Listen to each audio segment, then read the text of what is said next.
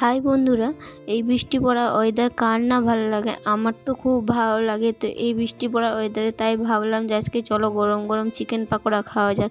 তো আমি ওকে অফিস থেকে আসার সময় বলে দিয়েছিলাম যে চিকেন নিয়ে আসবে।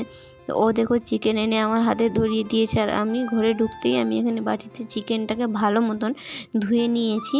এখানে ও 500 চিকেন নিয়ে এসেছিলো। তো আজকে এই চিকেন দিয়ে চিকেন পাকোড়া রেডি হবে। তো এদিকে মামনিকে বলছিলাম তুমি সব রেডি করো।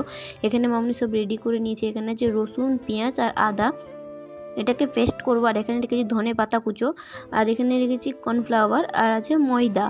আর এখানে রেডি করে নিয়েছি পেঁয়াজ কুচো, আর এখানে আছে জিরে গুঁড়ি, ধনে গুঁড়ি, আর এখানে কটা গোলমরিচকে গুঁড়ো করে রেখেছি। তারপরে এখানে দিয়ে দিয়েছি গরম মশলা, আর এখানে আছে কাঁচা লঙ্কা কুচো আর লঙ্কা গুঁড়ি, আর এখানে দিয়েছি লেবু, আর আছে কাস্তুরি মেথি, আর এখানে জোয়ানকে থেতো করে রেখেছি।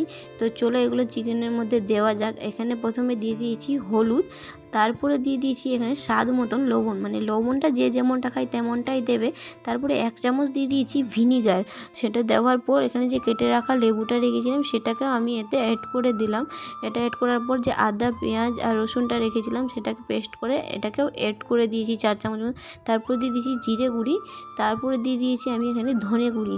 সেটা দেওয়ার পর আমি এখানে লঙ্কা গুঁড়িটা যে রেখেছিলাম সেই লঙ্কা গুঁড়িটাও দিয়ে কাঁচা লঙ্কাটাও দিয়ে দিয়েছি। তারপরে দিয়ে দিচ্ছি গরম মশলাটা দেওয়ার পর দেখে দিচ্ছি গোলমরিচ গুঁড়ো, তারপরে দিয়ে দিচ্ছি ধনে পাতা কুচো। সেটাকে দেওয়ার পর এখানে পেঁয়াজ কুচোও দিয়ে দিয়েছি। সেটা দেওয়ার পর আমি এতে ময়দা দিয়ে দিয়েছি, আর এখানে কর্নফ্লাওয়ারটা যে রেখেছিলাম সেটাকেও আমি এতে অ্যাড করে দিয়েছি। তারপরে জোয়ানটা যে আমি এখানে থেতো করে রেখেছিলাম সেটাও আমি এতে অ্যাড করে দিয়েছি। দেওয়ার পর কাস্তুরি মেথিটাও এতে আমি অ্যাড করে দিয়েছি। সব কিছু দেওয়ার পর আমি এখানে দিয়ে দিয়েছি সর্ষে তেল। সর্ষে তেলটা দেওয়ার পর ভালো মতন এটাকে আমি মিক্স করে নিলাম। মিক্স করে নিয়ে এটাকে কিন্তু ভালো মতন মিক্স করতে হবে, যেমন তেমন মিক্স করে নিলে হবে না। এটাকে ভালো মতন সম্পূর্ণ মশলার সাথে মিক্স করে আমি এখানে হলুদ দিয়ে দিয়েছি, হলুদটা একটু লাগতো, আর কাশ্মীরি লঙ্কা গুঁড়ি দিয়ে দিয়েছি, সেটা জাস্ট কালারের জন্য দিয়েছিলাম। দেওয়ার পর 1/2 চামচ খাবার সোডা দিয়েছিলাম। আর এখানে একটা বাটিতে চিলি সস, সয়া সস আর টমেটো সস, সব সস নিয়ে আমি একটা বাটিতে ভালো মতন মিক্স করে নিলাম। নেওয়ার পর এখানে মাংসটার মধ্যে যে সব মশলাগুলো মাখিয়ে রেখেছি সেটার মধ্যে আমি এটাকেও অ্যাড করে দিলাম। চিলি সস, সয়া সস আর টমেটো সস আমি যতটা করেছিলাম সম্পূর্ণটা এতে দিয়ে দিয়েছি। দেওয়ার পর এটাকে আমি আবার ভালো মতন মিক্স করে এটাকে আমি 10 মিনিটের জন্য রেখে দিলাম সাইডে। আর এদিকে আমি চলে এসেছি তেল গরম হতে দেওয়ার জন্য। এদিকে আমি গরম তেল হতে দিয়ে দিয়েছি কড়াইয়ে। এটাকে কিন্তু ভালো মতন গরম করতে হবে। গরম করার পর যখন চিকেনগুলো দেবে তেলের মধ্যে তখন কিন্তু গ্যাসটা একটু কমিয়ে দিতে হবে। গ্যাসটা না কমালে এটা চিকেনগুলো সবটি পুড়ে যাবে আর ভিতরটা কাঁচা থেকে যাবে। তাই আমি গ্যাসটা কমিয়ে নিয়ে ভালো মতন লাল লাল করে ভেজে নিয়েছি।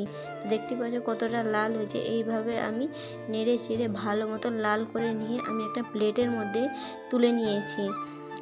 সম্পূর্ণটাকে এইভাবে আমি এক এক করে ভেজে নিয়েছি। আর এখানে নিয়েছি চিলি সস, টমেটো সস আর পেঁয়াজ, আর এখানে আছে চিকেন পাকোড়া। তো আমার এখানে পাকোড়া রেডি। তো জানি না খেতে কেমন হয়েছে। এই বৃষ্টির দিনে কার না ভালো লাগে গরম গরম চিকেন পাকোড়া খেতে। তো চলো খেয়েই দেখা যাক যে কেমন হয়েছে।